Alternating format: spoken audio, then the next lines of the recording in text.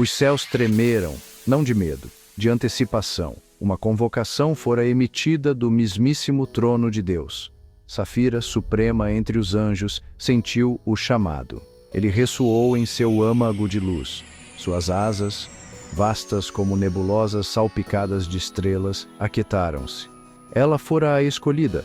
Sua sabedoria, um farol, sua autoridade divina, inquestionável. Esta não era uma tarefa comum, era o próprio destino, batendo à porta com força. A voz de Deus não era um som, era uma presença, uma sapiência. Preencheu Safira, gravando-lhe a missão. Uma batalha final se avizinhava, não contra demônios do abismo. Não, isto era muito mais insólito. Anjos contra a humanidade. O pensamento provocou um tremor, mesmo em seu ser ancestral. Por quê? As razões eram de Deus. A tarefa era dela, encontrar a espada, aquela que a tudo poria fim, ou que iniciaria o verdadeiro fim. Safira era uma arcanja de imenso poder, mas esta missão parecia diferente, mais pesada. O destino de duas criações repousava sobre ela. Humanos, falhos, mas portadores de uma centelha. Anjos gloriosos, mas presos ao dever. O conflito era uma tragédia impensável. Contudo, estava decretado. Ela tinha que encontrar a espada de Deus. A espada de Deus, oculta em algum lugar na terra, à espera, por ela. Ela curvou a cabeça, não em submissão, mas em aceitação.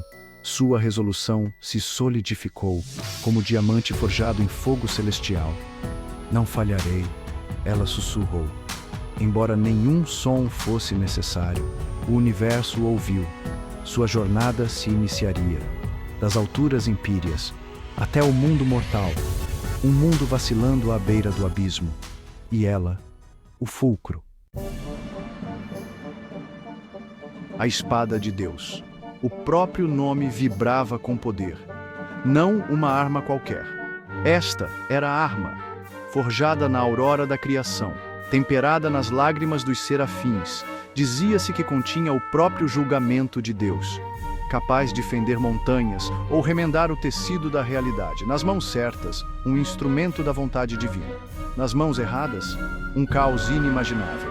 Era a chave, a única chave, para a guerra vindoura. Profecias ancestrais falavam de seu local de repouso, Bagdá, a cidade das 1001 noites. Por que lá? Só o Todo-Poderoso sabia ao certo. Talvez suas areias antigas guardassem segredos. Segredos antigos o bastante para abrigar tal relíquia. A espada não era mero metal.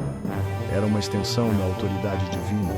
Sua presença alteraria o equilíbrio. Irrevogavelmente, os anjos precisavam dela para assegurar sua vitória. Ou talvez para oferecer um caminho diferente. Os perigos eram múltiplos. Se os humanos descobrissem seu verdadeiro poder, ou pior, se um elemento celestial rebelde a procurasse. O pensamento era um pavor gélido. A espada destinava-se a um anjo de pureza suprema, para Safira. Seu poder, amplificado por sua própria essência divina. A jornada a Bagdá não era apenas física, era uma peregrinação espiritual, um teste de sua dignidade, para empunhar tamanho poder supremo. Safira se preparou, consultou os arquivos celestiais, mapas estelares que eram mais do que apenas estrelas, linhas do tempo que se contorciam e reviravam. Reuniu fragmentos de conhecimento divino, sussurros dos espíritos guardiões da Terra. Um mapa etéreo começou a se formar em sua mente, guiando-a, conduzindo-a ao coração de uma terra ancestral, onde a espada dormia, e o destino aguardava seu despertar. Descer dos céus foi como mergulhar numa sopa densa. A atmosfera da terra, pesada com preocupações mortais. Safira cintilou, um ser de pura luz, tentando navegar por um mundo de sombras e substância. Ela não escolheu disfarce humano. Sua forma estava velada, uma ondulação no ar, um truque de luz, suficiente para passar despercebida pela maioria. Mas alguns, os sensitivos, poderiam sentir um arrepio, ou um calor repentino. Bagdá, uma cidade de poeira e sonhos. pedras antigas, sussurrando história. O aroma das especiarias, forte e terroso, o chamado à oração, um eco humano dos coros celestiais, era avassalador. Tanta vida, tanto caos, tão diferente da perfeição ordenada da cidade argêntea. Ela se sentiu como uma estrela caída numa feira, brilhante, deslocada, potencialmente perigosa se não fosse cuidadosa. Gap de 2 is. Encontrar a espada não era como encontrar um molho de chaves perdido. Este era o labirinto de Bagdá. As pistas não estavam escritas em placas, estavam escondidas em vielas, nos padrões da luz do sol em muros antigos, no silêncio entre os batimentos cardíacos. Caminhos enganosos abundavam, ilusões cintilavam no calor do deserto. Ela tinha que confiar em seus sentidos divinos, sua conexão com a aura tênue e sagrada da espada, uma agulha num palheiro cósmico. Mortais cruzaram seu caminho, mercadores alheios, crianças curiosas, velhos com olhos que pareciam ver além. Um deles, um mendigo cego, virou o rosto em sua direção. Ele sorriu. A luz busca o que lhe é semelhante. Ele sussurrou. Então ele se foi. Safira hesitou. Seria ele um guia, um teste? Ou apenas um homem tocado por algo além de sua compreensão? A cidade guardava seus segredos, bem guardados. Seção 4. Provações de uma guerreira celestial. As sombras se agitaram. Claro que sim. Onde grande luz penetra, a escuridão tenta extingui-la. Não eram demônios, não diretamente, mas agentes humanos, corrompidos pela inveja, ou pela ganância, ou simplesmente pelo desejo de ver anjos caírem. Eles sentiram seu propósito, armaram ciladas não de aço, mas de dúvida, de desespero, sussurrando tentações, promessas de um caminho mais fácil, uma senda sem conflito, uma mentira. Uma dessas provações a aguardava numa biblioteca abandonada, sob a cidade, onde pergaminhos esquecidos se desfaziam em pó.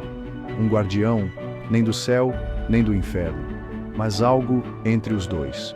Um djinn, talvez, destinado a proteger o local de repouso da espada, falava em enigmas. Sua voz, como areia rangendo em pedra. Apenas o coração que espelha o divino ele grasnou. Pode cruzar o limiar da verdade. Um teste de sabedoria, não apenas de força. Por um momento, Safira sentiu o peso, a solidão de sua missão, o fardo da confiança de Deus. Poderia ela verdadeiramente espelhar o divino?